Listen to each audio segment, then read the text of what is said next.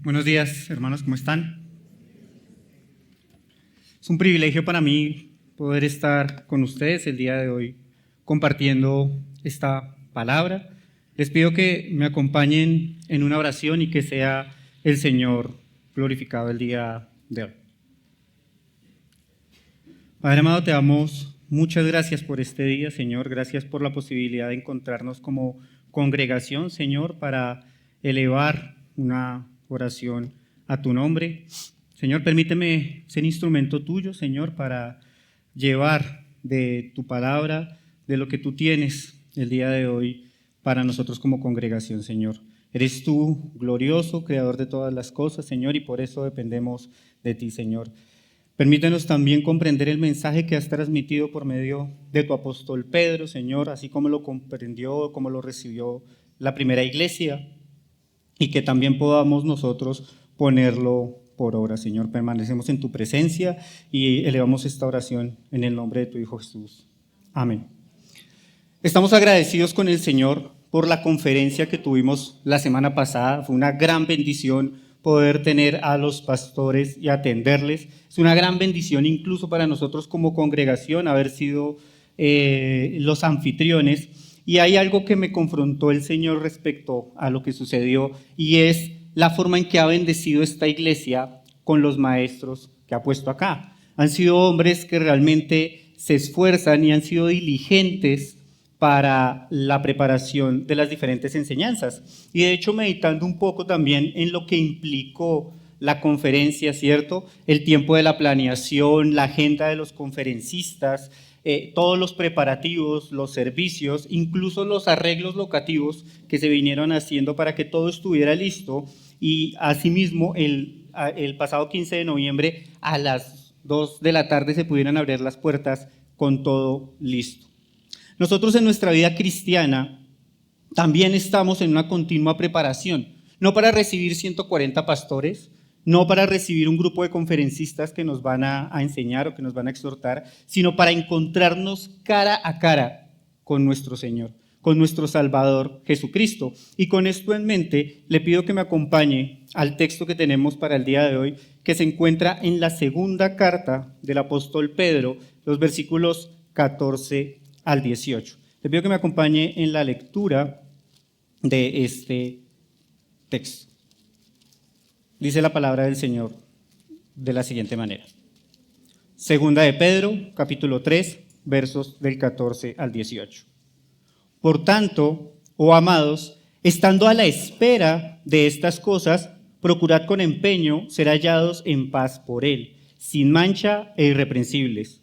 Considerad que la paciencia de nuestro Señor es para salvación, como también nuestro amado hermano Pablo os ha escrito según la sabiduría que le ha sido dada. Él habla de estas cosas en todas sus epístolas, en las cuales hay algunas cosas difíciles de entender, que los indoctos e inconstantes tuercen como lo hacen también con las otras escrituras para su propia destrucción.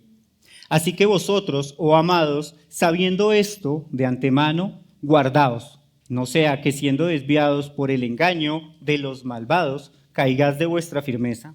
Más bien creced en la gracia y el conocimiento de nuestro Señor y Salvador Jesucristo. A Él sea la gloria ahora y hasta el día de la eternidad. Amén.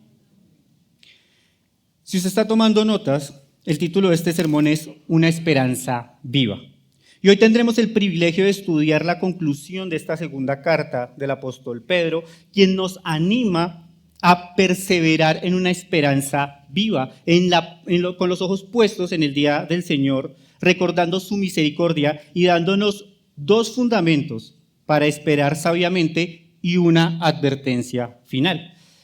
Los dos fundamentos son, primero, una vida de acción, que nos lo narra en el versículo 14, y conocimiento doctrinal, versículos 15 al 16. Y la advertencia final la tenemos en los dos últimos versículos, el 17 y el 18.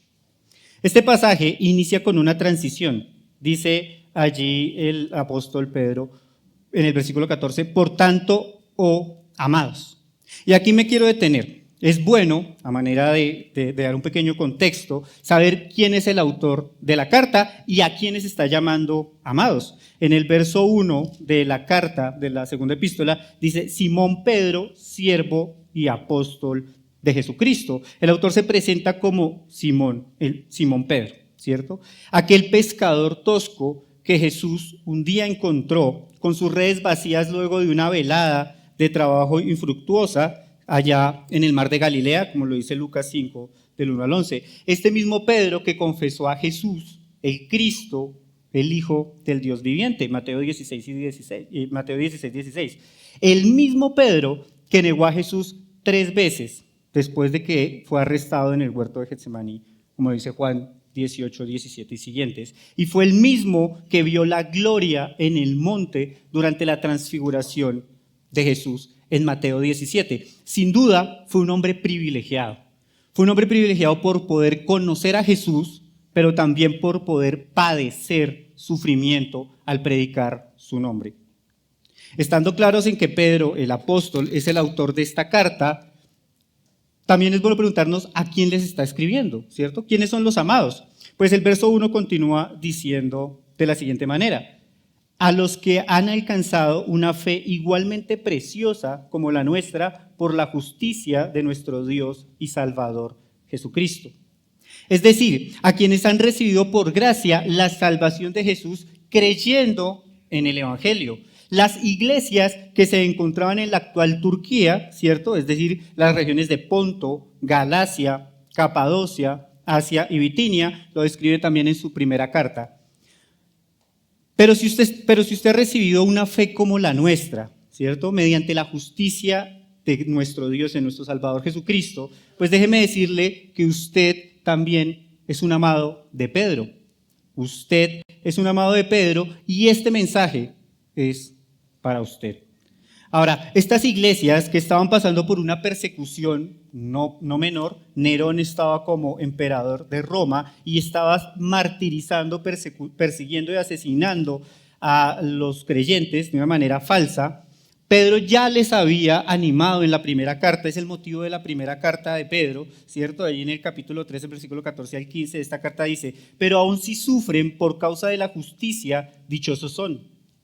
Y no tengan miedo por temor a ellos ni se turben, sino santifiquen a Cristo como Señor en sus corazones, estando siempre preparados para presentar defensa ante todo el que les demande razón de la esperanza que hay en ustedes, pero háganlo con mansedumbre y con reverencia. También habían llegado falsos maestros a estas iglesias, que negaban esa segunda venida de Cristo, que negaban su resurrección, que incluso negaban su encarnación.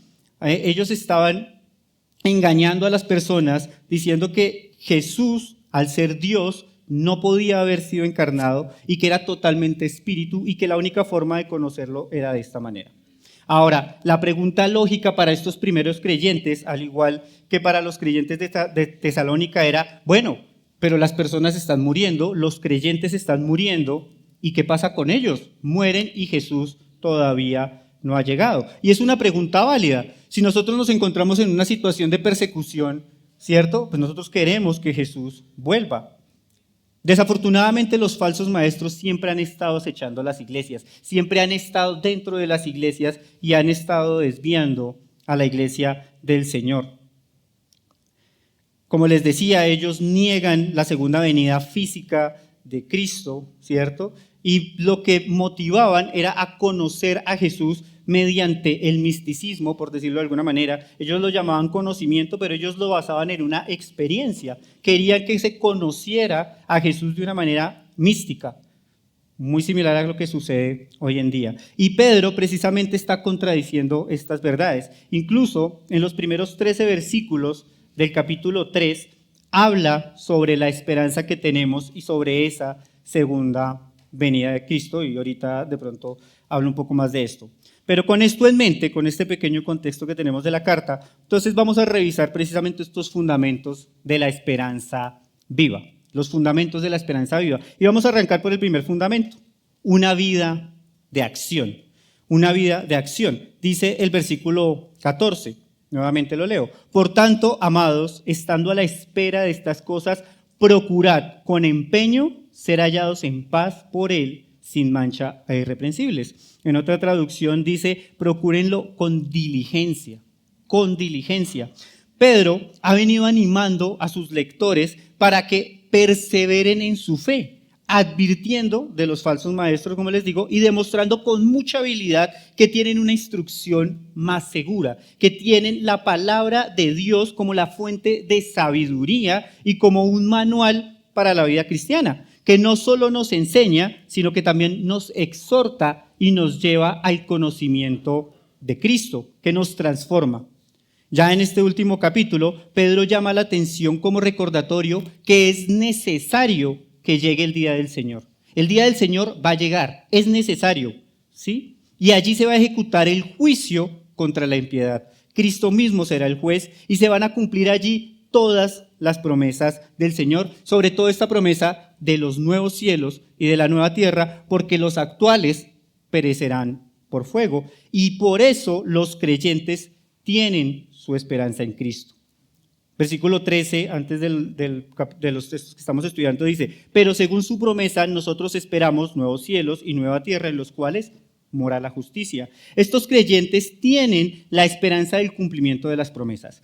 Pero Pedro les demanda que su esperanza sea viva, que sea de acción, que demuestren que tienen esa esperanza. Vea cómo lo dice Pedro, ¿no? Procuren con diligencia ser hallados. Procuren con diligencia ser hallados. Es un imperativo que implica un esfuerzo, que implica trabajo, que implica cumplir la demanda de ser realmente esforzados en esto. Y esa es la manera en que complementa el verbo, con diligencia. Háganlo con diligencia, con todo el empeño posible. Hagan lo necesario, aún lo imposible. En otras palabras, no sean perezosos. No sean perezosos ni ociosos, sino saquen provecho del tiempo. Y esto implica mantenerse en un estado constante de trabajo. Esto se hace todo el tiempo, todos los días. Ese estado de lo que menciona aquí Pedro dice que seamos hallados primero en paz con Él, con Jesús. Traducción, procure con diligencia ser salvo. Aquellos que han sido salvados han sido perdonados, sus ofensas han sido quitadas, su condenación ha sido anulada. Por lo tanto, ya no somos enemigos, hemos sido reconciliados con Dios por medio del sacrificio de Cristo y hemos sido limpiados por su sangre, es lo que nos dice Romanos 5, del 9 al 12. Y eso es maravilloso para nosotros, eso nos debe llenar de gozo. Entonces, insisto, procure con diligencia ser hallado salvo. Pero además de esto, la instrucción continúa y dice sin mancha, irreprensibles. Es decir, que su pecado sea confesado a Dios. Doblegue su cuerpo a no caer ante la tentación. Pedro debió recordar el momento en el que el Señor Jesucristo estaba lavando los pies a sus discípulos. Si ustedes recuerdan allí la escena, Pedro se opuso y Pedro dijo, no me laves los pies. Y él dice, si no te lavo los pies no tengo parte contigo. ¿Qué dijo Pedro? Bueno, entonces no solo mis pies, lávame todo. Pero el Señor le recordó que ellos no necesitaban ser lavados todos porque Él ya los había limpiado, que era necesario solo limpiar sus pies. Porque en el trasegar de la vida cristiana, nosotros, a pesar de que ya hayamos sido salvados y ya no nos encontremos en condenación, el pecado está y vamos a seguir pecando y vamos a necesitar lavarnos los pies. Seguramente con esto en mente, Pedro también escribió esta parte de la carta. Necesitamos lavarnos los pies. Debemos cuidarnos del mundo que nos tienta, doblegar nuestro propio cuerpo para no pecar.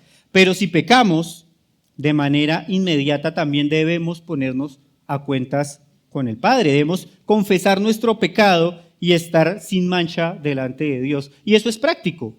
Eso es práctico. Confesar nuestro pecado constantemente es algo de acción, es algo que tenemos que hacer todo el tiempo. Efesios 4, me va a permitir leerlo, los versículos 8 y 9 dicen de la siguiente manera. Por esto dice, Filipenses 4,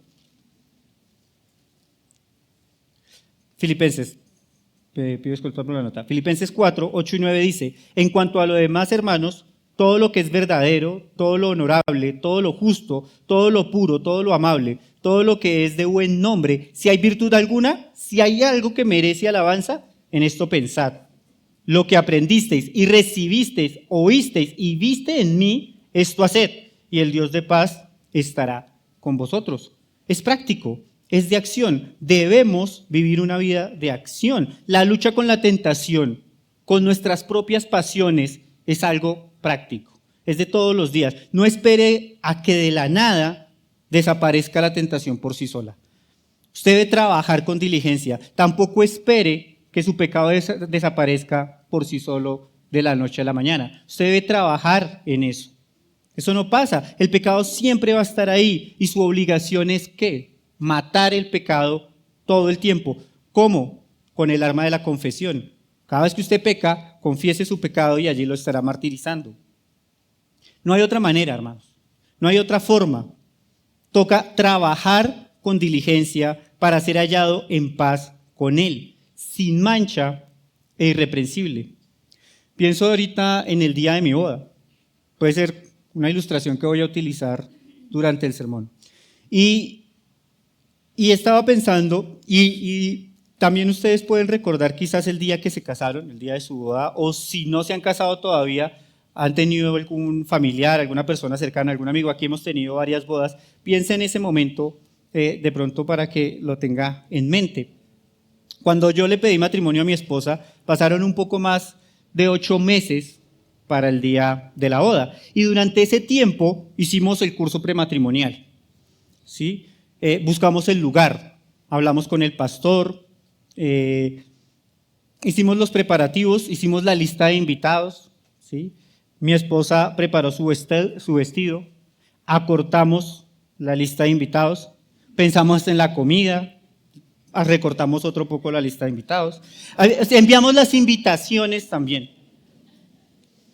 Y todo esto era trabajoso, o es de trabajo, ustedes me entenderán ahí, sin duda, pero también le apuntamos a poder buscar en la Escritura cómo ser un hombre piadoso, cómo poder ser cabeza de mi hogar y que mi esposa también pudiera ser esa ayuda idónea. Trabajamos en eso. Y les cuento y les confieso, hermanos, después de 13 años de matrimonio, seguimos trabajando en eso, porque es constante, porque es de todo el tiempo.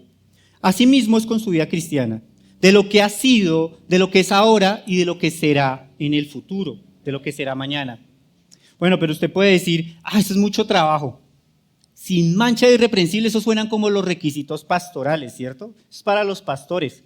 No sé ni siquiera cómo hacerlo. Bueno, Pedro, en su cuidado para con nosotros, da la respuesta. Y se trata del segundo fundamento. Ese segundo fundamento es el conocimiento doctrinal. Versículos 15 y 16.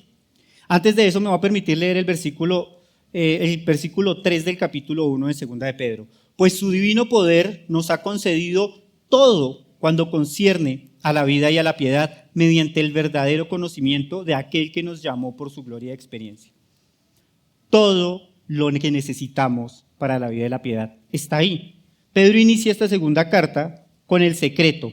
Es por el conocimiento de la doctrina, por el conocimiento de Cristo, que tenemos todo lo que necesitamos para la vida. No hay excusa, no necesitamos nada más. La palabra de Dios. Ya no hay excusa. Ahora sí, en los versos 15 y 16 dice la palabra del Señor. Allí de Segunda de Pedro, capítulo 3. Considerad que la paciencia de nuestro Señor es para salvación, como también nuestro amado hermano Pablo os ha escrito según la sabiduría que le ha sido dada. Él habla de estas cosas en todas sus epístolas, en las cuales hay algunas cosas difíciles de entender que los indoctos e inconstantes tuercen como lo hacen también con las otras escrituras para su propia destrucción. Ahora, déjenme le explico lo que está queriendo decir aquí Pedro, lo está exponiendo, y se lo quiero hacer con 3 preguntas. Primero, ¿cuál es ese conocimiento de la doctrina? Respuesta a la salvación.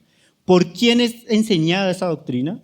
Por los profetas y los apóstoles. ¿Y cuál es el conocimiento doctrinal? ¿Y por qué debemos conocerlo? porque es atacado por los falsos maestros. Entonces, ¿cuál es el conocimiento doctrinal? La salvación. La primera parte del versículo 15 dice, consideren la paciencia de nuestro Señor como ¿qué? Como salvación. Esto es maravilloso. Pedro llama la atención a su audiencia dándole un giro a la situación, dándole un giro a las circunstancias que ellos estaban viviendo y los anima ¿a qué? A que vean las cosas no desde la óptica de ellos, sino desde la óptica de Dios. No desde la óptica del mundo, sino de la óptica del Señor, la correcta. Claro, entendemos los sufrimientos y el anhelo que tenían estos creyentes al estar en situaciones tan complicadas y poder poner su mirada en las promesas eternas de Cristo. Pero Dios tiene un propósito eterno que se cumple con la predicación del Evangelio. La única razón por la que el día del Señor no llega es que Dios espera que con mucha paciencia que todo el mundo proceda al arrepentimiento. Segunda de Pedro 3:9, un par de versos más atrás lo dice, ¿no? El Señor no tarda su promesa, como algunos lo tienen por tardanza, más bien es paciente para con vosotros, porque no quiere que nadie se pierda, sino que todos procedan al arrepentimiento. Esa es la misericordia del Señor. Esa es la misericordia de Dios. La palabra es clara en que la consecuencia natural e inmediata del pecado, ¿cuál es? La muerte. Santiago 1:15 dice así, que cuando cedemos a nuestra tentación, a los deseos de nuestra carne, ¿cierto? A nuestras pasiones, concebimos el pecado. Y que una vez el pecado es consumado, ¿engendra qué? La muerte. Asimismo en el huerto del Edén, cuando Dios mandó que no se comiese del árbol del conocimiento, ¿cierto? ¿Cuál iba a ser la consecuencia? Que iban a morir si comían de este huerto. Y así sucedió. Adán y Eva desobedecieron, pero no murieron inmediatamente. La consecuencia natural es lo que sucedió con Ananías y Zafira en Hechos 5, si ustedes recuerdan. Ellos mintieron al Espíritu Santo y cayeron inmediatamente muertos a consecuencia de su pecado. Entonces, ¿por qué nosotros no morimos apenas pecamos? Debería ser lo natural, debería ser lo esperado, que una vez yo digo una mentira, ahí quedo en el piso tendido. Pero es Dios mismo el que ha mostrado su paciencia. Usted no ha caído fulminado este día, el día de hoy, gracias a su pecado, porque Dios es misericordioso. Y eso lo debe considerar todo el tiempo. Romanos 2:4 dice, o tienes en poco las riquezas de su bondad y tolerancia y paciencia, ignorando que la bondad de Dios te guía al arrepentimiento. Eso es lo que nos está diciendo el apóstol Pedro. Es precisamente que su bondad, su tolerancia, su misericordia nos está guiando, nos da tiempo para el arrepentimiento. Cuando me gusta mucho meditar en esto, cuando el Señor, cuando pecan Adán y Eva en el huerto, el Señor está allí. La pregunta es, ¿el Señor no se dio cuenta que ellos habían comido el fruto? Evidentemente sí, pero Él le dice, Adán, ¿dónde estás? Y él dice, y él se esconde, ¿no? Y el Señor le dice, pero ¿por qué te escondes? ¿El Señor lo sabía o no lo sabía? Claro que lo sabía, pero con su paciencia, en su misericordia, en su amor, le da la posibilidad a Adán que confiese su pecado. Esa es la misericordia del Señor. Él sabe que todos y cada uno de nosotros hemos pecado, pero tiene paciencia para con nosotros. ¿Para qué? Para que vayamos en arrepentimiento. Pero vean cómo dice el verso 5 también allí de Romanos 2.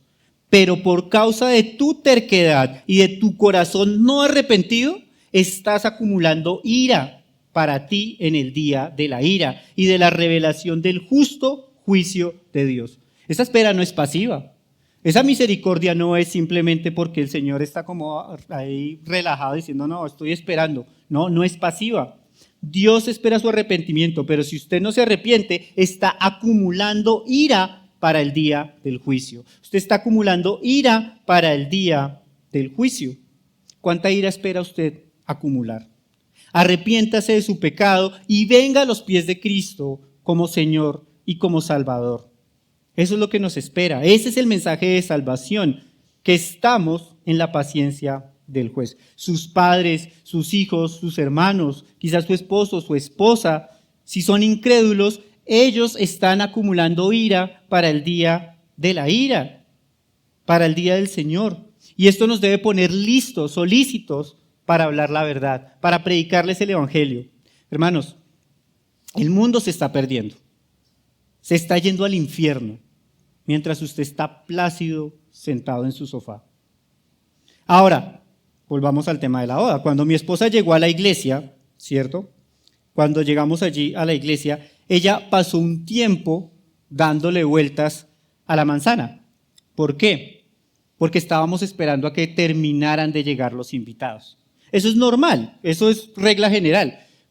A ustedes de pronto les pasa como a mí, que es como las citas a las 2, pero llegamos a las 2:30 porque es que hay un tiempo ahí. Eso es porque van a empezar tarde. Eso sucede, las bodas nunca empiezan, Fernando, mira, porque él sabe que las bodas no empiezan a la hora que se dice, nunca empiezan a la hora que se dice, porque realmente lo que uno espera es a que lleguen todos los invitados, que la plenitud de los invitados estén en la boda, es importante, ¿cierto? ¿Por qué? Porque nadie se va a quedar afuera. Y si ustedes recuerdan también en los evangelios, el Señor utiliza algunas parábolas con la ilustración de la boda, porque dice que todos los invitados van a llegar y los que no son invitados van a salir, van a quedar por fuera o no van a llegar.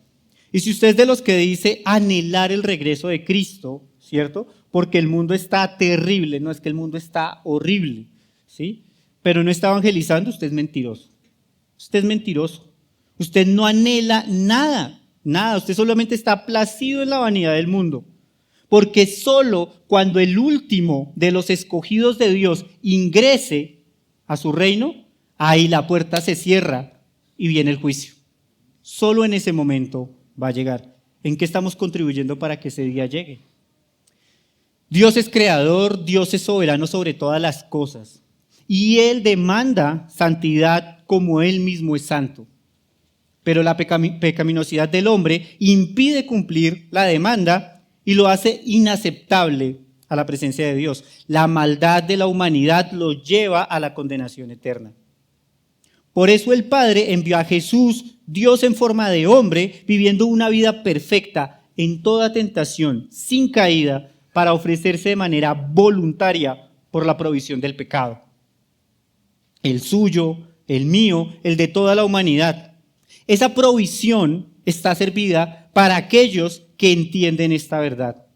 Está servida para aquellos que entienden que son pecadores, que su destino es el infierno y que el Dios eterno es su enemigo.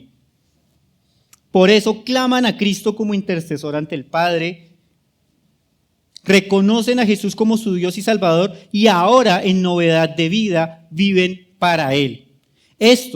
Nosotros recibimos la promesa del Espíritu Santo como la garantía de que estaremos en las bodas del Cordero. Y ese es el conocimiento, el mensaje de la salvación, y como dice Pablo en Gálatas 1, ¿no? Ese evangelio es único, es original, es inmutable, nadie puede cambiar ese mensaje de salvación.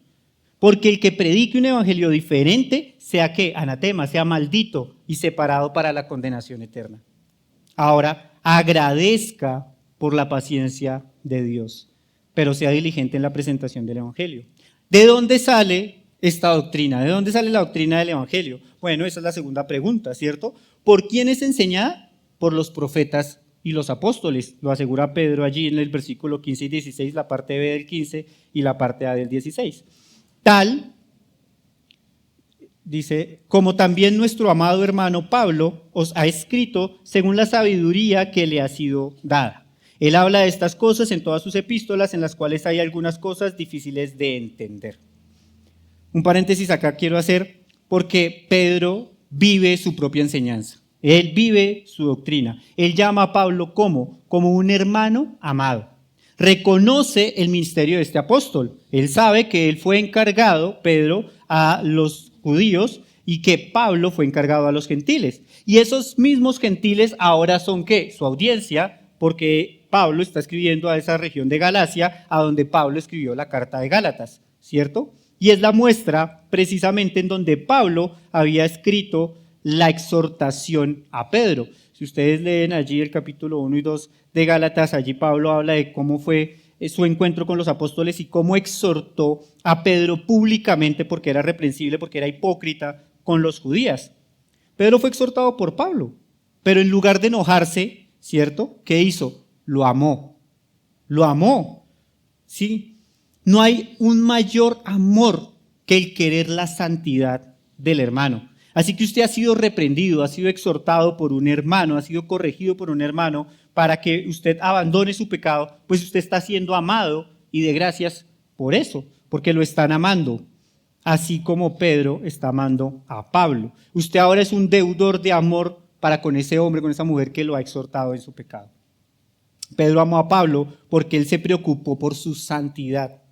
Hermanos, amémonos de esa manera. Hebreos 10, 24 al 25 nos dice, considerémonos cómo estimularnos unos a otros, que al amor y a las buenas obras, no dejando de congregarnos, como algunos tienen por costumbre, sino exhortándonos unos a otros y mucho más al ver que el día se acerca. Es clara esta instrucción. Ahora cerró el paréntesis y seguimos con esta enseñanza de Pedro que recuerda a sus amados, ¿cierto?, que ya han sido enseñados en esta doctrina.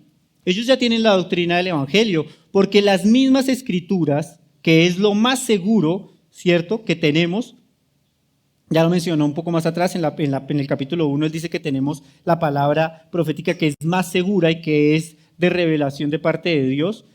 Allí nosotros tenemos la seguridad o la doctrina esta de la salvación. Esta forma de animar a sus oyentes es asegurando la confiabilidad e infalibilidad de las Escrituras.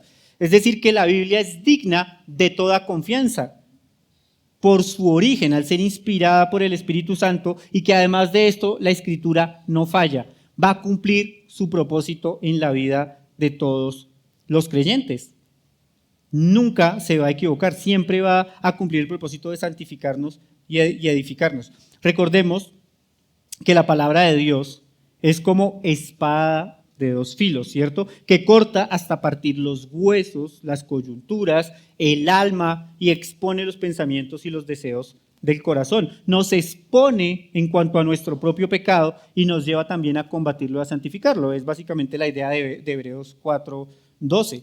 Si nos saturamos, si nos llenamos de la palabra de Dios, pues ¿qué estamos haciendo? Nos estamos llenando del Espíritu Santo.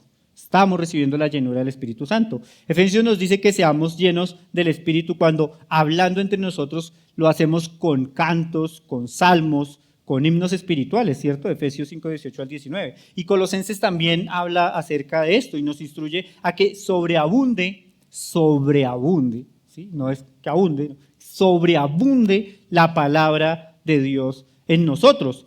Que de tal forma estamos tan saturados de la palabra de Dios que apenas abrimos la boca, ¿qué va a salir?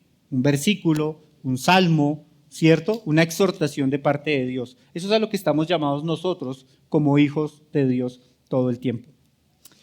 Ahora, con esto en mente, Pedro también nos regala la máxima revelación y certeza de que tenemos en nuestras manos todo el consejo de Dios. Él asegura que las Escrituras y que las cartas de Pablo son inspiradas por el Espíritu Santo. Seguramente Pedro las conocía y por eso asegura que hay cosas difíciles de entender, pero también por eso asegura que es la palabra de Dios. Él lo dice con toda certeza, que fueron inspirados ¿por qué? Por la sabiduría que le fue dada. ¿De dónde le fue dada? Del Espíritu Santo. Esa fue la sabiduría que recibió Pablo para escribir sus cartas y Pedro lo relata de esa manera, con toda seguridad. Por lo tanto, son palabra de Dios. Por lo tanto, tienen la máxima autoridad para su vida, para mi vida. Así que usted no tiene excusa para no obedecerla. Ya usted no tiene cómo decir, en esto no quiero estar. Desde el Génesis, como les decía hace un rato, ¿cierto? Génesis 3:16, por ejemplo. Desde allí, o desde Génesis 1:1, si lo queremos ver, y pasando por profetas, por los libros históricos, por la poesía hebrea, ¿cierto? Pasando por la historia que nos narra los evangelios, el libro de los Hechos, las cartas de Pablo y de los demás apóstoles, incluso las que no conocemos sus autores. Toda esa escritura es inspirada por Dios y es útil para enseñar, para redarguir, para corregir, para instruir en justicia, a fin de que seamos, ¿qué? Perfectos, presentados como perfectos delante de Dios, en toda buena obra, es lo que dice 2 de Timoteo 3:16. Dijo un predicador hablando acerca de este tema de la doctrina, hablando de la primera iglesia: la doctrina apostólica, las enseñanzas directas de quienes habían estado con Jesús, son la proteína espiritual que toman estos primeros cristianos y que aplicaban a sus vidas. Y más adelante también dijo, son las bases que sostienen el edificio. Sin esas bases, sin esos cimientos, la estructura se cae. Fernando Jaimes citó acá. Entonces, si tenemos toda la instrucción de Dios en las Escrituras, tenemos el mensaje de salvación. Aquí tenemos el mensaje de salvación. Juan 5:37 al 40 dice de la siguiente manera: el Padre que me envió, Él ha dado testimonio de mí, pero ustedes no han oído jamás su voz ni han visto su apariencia. Y si su palabra no la tienen morando en ustedes, porque no creen en aquel que me envió. Ustedes examinan las Escrituras porque piensan tener en ella vida eterna, y son ellas las que dan testimonio de mí. Pero ustedes no quieren venir a mí para que tengan esa vida. Este es el mensaje de salvación, y este es el que está predicado por todas las Escrituras, por los profetas y por los apóstoles. Lo mencionaba Sergio también el miércoles pasado, ¿cierto? No es que Cristo esté en todos los versículos, ¿cierto? Pero sí todos los versículos, todos los pasajes de la Escritura apuntan a la obra redentora de Cristo y de su salvación. Moisés, Samuel, Isaías, Joel, Mateo, cualquiera de los autores, aún los que no conocemos, hablan de la salvación de Cristo. Y en eso es precisamente en lo que nosotros debemos perseverar. Sí, claro, no todo es de fácil entendimiento, ¿cierto? De hecho, voy a ser más arrojado. La Escritura toda es imposible de entender. Toda es imposible de entender. Pero solo por la gracia de Dios y la iluminación del Espíritu Santo vamos a poderla comprender. Es que la podemos entender. Y los pasajes difíciles, que claro que están y que existen allí, pues van a exigir una mayor diligencia en su estudio para poderlos poner a la luz de las demás escrituras y poderlos entender, poderles dar el significado correcto, y una vez le damos el significado correcto, lo podemos aplicar a nuestras vidas. Insisto, es práctico. No es un llamado al conformismo, es un llamado al estudio diligente, porque no hay palabra de interpretación privada, ya lo dijo también Pedro, es la instrucción del Señor el que nos da esa correcta interpretación. Está bien si usted se inscribe en el seminario para poder entender la Biblia, está bien, no me voy a poner a eso, pero usted no lo requiere. Usted no requiere un seminario para poder entender, no lo necesita. ¿Usted qué requiere? Pues requiere diligencia, pasar tiempo, sumergirse en la palabra de Dios para extraer el significado, meditar en ella, memorizarla, escucharla, ¿cierto? Preguntar, hacer observaciones allí. Cuando usted logre esto, pues ahí sí piensa en el seminario. Ahí sí está listo para estar en el seminario, porque eso es lo que le van a pedir igual allí. Ahora, debemos ser diligentes, porque esta verdad hoy en día está siendo atacada por los falsos maestros. Está siendo atacada por los falsos maestros. Y esta es nuestra tercera pregunta. ¿Por qué debemos conocer? Los falsos maestros están atacando. La parte B del versículo 16 dice así, ¿no?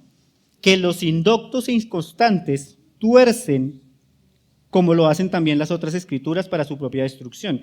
En la Nueva Biblia de las Américas dice el texto, que los ignorantes e inestables tuercen, como también tuercen el resto de las escrituras por su propia perdición. Si ven las características, ignorantes e inestables. Como les dije, estos falsos maestros, introducidos desde el origen mismo de la iglesia, torcían la palabra de Dios para sus propios intereses. Es nada diferente a lo que sucede hoy en día, ¿cierto? Enseñan por ganancia, pero no para la gloria de Dios. Son incapaces de presentar el verdadero consejo de Dios. Y lo único que hacen realmente es acumular para su propia condenación. Pero realmente de nosotros va a depender su éxito. De nosotros va a depender su éxito. Ellos pueden llenar estadio, claro que sí, ellos son carismáticos, son agradables a los ojos, son personas que son agradables. Ellos llevan a multitudes al mismo infierno, a donde ellos ya están condenados por su impiedad. Estos que impiden que las personas conozcan a Cristo, al verdadero Dios de las Escrituras. ¿Sí? Por eso es que nosotros necesitamos prepararnos. No quiero detenerme mucho acá, pero el texto es claro. Pedro incluso habla de esa perversidad. ¿Usted quiere saber quiénes son estos? Segunda de Pedro 2, del 1 al 3, nos lo dice. Segunda de Pedro 2, 1 al 3 dice: pero hubo falsos profetas entre el pueblo, como también entre vosotros habrá falsos maestros que introducirán encubiertamente herejías destructivas, llegando aún hasta negar el soberano Señor que los compró, acarreando sobre sí mismos una súbita destrucción. Y muchos seguirán tras la sensualidad de ellos, y por causa de ellos será difamado el camino de la verdad. Por avaricia harán mercadería de vosotros con palabras fingidas. Desde hace mucho tiempo su condenación no se tarda y su destrucción no se duerme.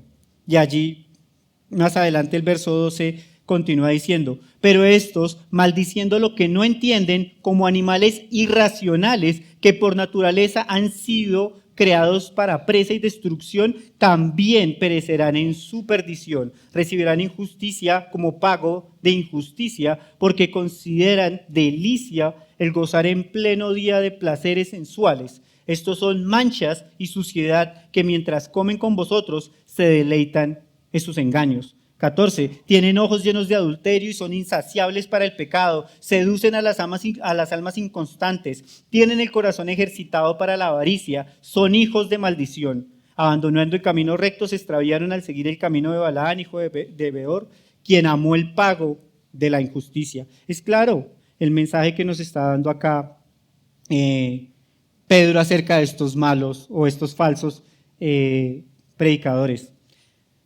Entonces la palabra incluso los descubre, los describe. No solo nos está instruyendo sobre lo verdadero, sino que también nos instruye sobre lo falso.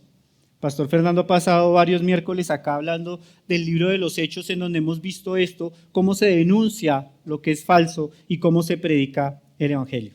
Nuevamente volviendo al tema de la boda, cuando usted es invitado, normalmente usted conoce o conoce a los novios, o conoce al novio, o conoce a la novia, ¿cierto? Los ha visto.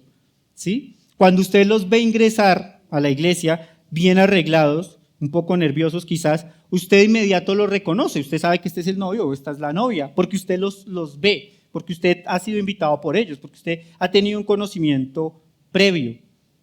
Así son los que conocen en verdad a los novios. Los verdaderos maestros conocen al novio, conocen a Cristo. Eso es claro, los verdaderos maestros conocen al novio que es Cristo. Entonces, entendiendo estos dos fundamentos, ¿cierto? La esperanza viva y genuina, que es una vida de acción en la constante santificación, y el fundamento del conocimiento doctrinal del Evangelio, Pedro nos hace una advertencia final frente a la esperanza viva. Versículos 17 y 18.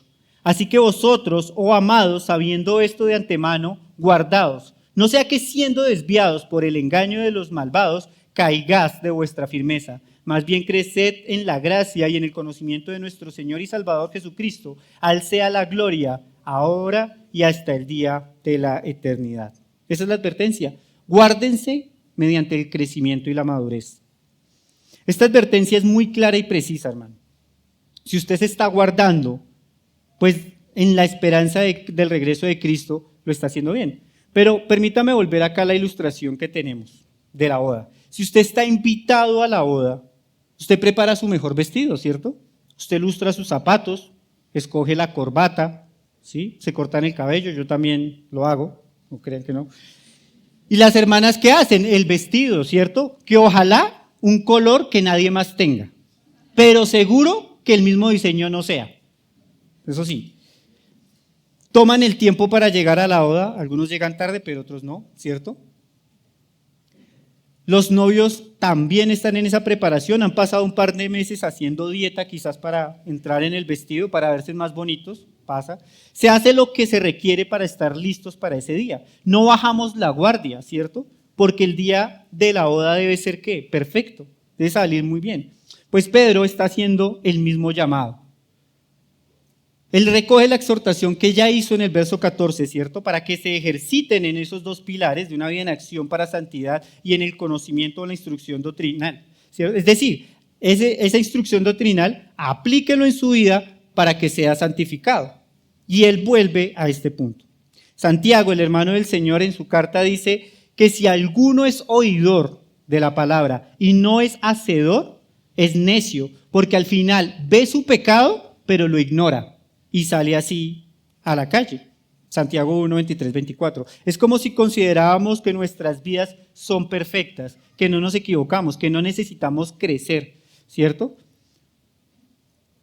Que como que nosotros leemos nuestra Biblia es como para dar nuestra aprobación. A veces parece que hacemos eso, ¿no? Leemos la Biblia y dice, sí, está en lo correcto. No, la Biblia nos instruye y debe cambiar nuestras vidas. Es para hacerlo al revés. Nosotros crecemos porque estamos llenos de Biblia, porque estamos llenos de palabra. Es lo que nosotros necesitamos. Nosotros, dice el apóstol Pedro también en 1 de Pedro 2, del 1 al 3, por tanto, desechando toda malicia y todo engaño, hipocresías y envidias y toda difamación, que deseen como niños recién nacidos la leche pura de la palabra. ¿Para qué? Para que por ella crezcáis para la salvación, si es que han probado la bondad del Señor. La instrucción es clara, no hay pierde. No hay pierde, la palabra de Dios es fundamental, ya lo he mencionado y aquí voy a seguirlo mencionando. Ponga por obra, santifíquese por medio de la práctica de la palabra, de esa instrucción que usted ya recibió. Y hay muchos textos más. Romanos 7, del 7 al 25, Pablo menciona su lucha con la carne y con el pecado, ¿cierto? Y nosotros vamos a dar esa lucha también. En 1 Corintios 9, 26 al 27 también dice Pablo, por tanto, yo de esta manera corro, no como sin tener meta, de esta manera peleo, no como dando golpes al aire, sino que golpeo mi cuerpo y lo hago mi esclavo, no sea que habiendo predicado a otros, yo mismo venga a ser descalificado. Tenemos una esperanza viva. Y pues así usted debe reflejarlo en su vida, ¿cierto? Amado hermano, amada hermana. ¿Por qué si nosotros no ponemos la mano en el arado, no lo vamos a lograr, no nos vamos a ver perversos delante del Señor? Al final los impíos nos van a arrastrar, nos van a hacer caer. Claro, usted no va a perder la salvación no se pierde y ni lo está queriendo decir aquí el apóstol Pedro, ¿cierto? Pero sí tristemente usted va a difamar el nombre de Cristo. Cada vez que usted peca, está el impío señalando, porque ahí están los cristianos. Ahí están, son unos hipócritas. Es triste, pero es lo que sucede cuando somos seducidos y somos engañados. Si nosotros seguimos cediendo a la tentación, a nuestro orgullo, a nuestra soberbia, a nuestra mentira, ahí estamos, cayendo y blasfemando el nombre del Señor. Debemos combatirlos, debemos ser firmes, debemos no ceder ante nuestras propias tentaciones. Eso es lo que nosotros tenemos que hacer. Y Pablo a lo largo de sus cartas también nos instruye acerca de esto, que tenemos que tener cuidado de nosotros mismos. Somos nosotros responsables de nuestra propia vida. No espere, digamos, en el amor del Señor estamos en un lugar para cuidarnos y santificarnos. Pero si usted no se responsabiliza de su pecado, nadie más lo va a poder hacer. Nadie lo va a poder hacer. Eso es suyo, es de usted. Ahora, me uno también yo a la petición del apóstol para que crezcan en la gracia y en el conocimiento de nuestro Salvador. Es la única manera de resistir las acechanzas de Satanás, ¿cierto? Él está como león rugiente mirando a quién devorar. ¿Y a quién va a devorar? He estado viendo algunos videos por allí de vida salvaje y el león acecha. ¿Y a quién devora? Al que no está atento. El animal que está por ahí mirando para otro lado, comiendo hierbita, lo que sea, llega y lo devora. Y así es Satanás. Si usted está muy distraído con las cosas del mundo, ahí quedará. Ahora, un bonus. Siempre en este texto y en la escritura, estos mandatos se hablan ¿en qué? En forma plural. Usted no va a poder hacer nada si no está con la congregación de los santos en la iglesia para ser edificado y santificado. Allí usted se va a proteger. Siempre es un contexto de iglesia. Y el texto cierra de una manera maravillosa esta declaración que pone de nuevo nuestros ojos en la esperanza viva. Dice, en la gloria de nuestro Señor y Salvador Jesucristo. Es por Él, para Él que vivimos, ¿cierto? Es para Él nuestras vidas. Apocalipsis 19, del 6 al 9 dice, oí como la voz de una gran multitud, como el estruendo de muchas aguas y como el sonido de fuertes truenos que decía, aleluya, porque el Señor nuestro Dios Todopoderoso reina. Regocijémonos y alegrémonos y démosle a Él la gloria, porque las bodas del Cordero han llegado y su esposa se ha preparado. y a ella le fue concedido vestirse de lino fino, resplandeciente y limpio, porque las acciones justas de los santos son el lino fino. El ángel me dijo: escribe, bienaventurados los que están invitados a la cena, a la cena de las bodas del Cordero. ¿Se siente cansado, hermano? Tranquilo, hay un límite para esta tarea, para hallarse diligentemente preparado en santidad, y es el día de la eternidad, en donde el pecado ya no existirá, y mientras tanto nosotros debemos acumular ese lino fino a las obras de justicia. Comprendiendo estos dos fundamentos y la advertencia dada por el apóstol Pedro, ejercitando de continuo nuestra santificación, siendo irreprensibles en el contexto de la iglesia, hallándonos en paz con Dios por medio de la obra de Cristo, buscando conocerle cada día más por medio de las Escrituras, permanezcamos fieles y firmes a las enseñanzas de los apóstoles, refutando a los falsos, pero también aguardando con paciencia y dando a conocer el Evangelio, el regreso de nuestro Salvador, a quien sea la gloria por siempre. Oremos.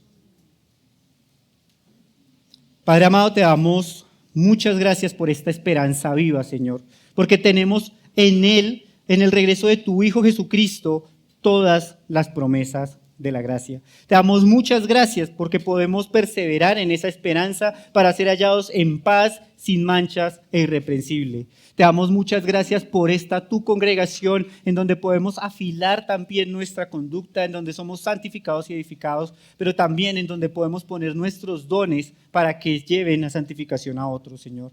Porque tú nos has puesto como cuerpo, Señor, y no hay forma de que un miembro del cuerpo crezca o se nutra por sí mismo solo, Señor. Llévanos a ser edificados en tu palabra todo el tiempo, a persistir en la instrucción doctrinal para que por ella crezcamos para salvación.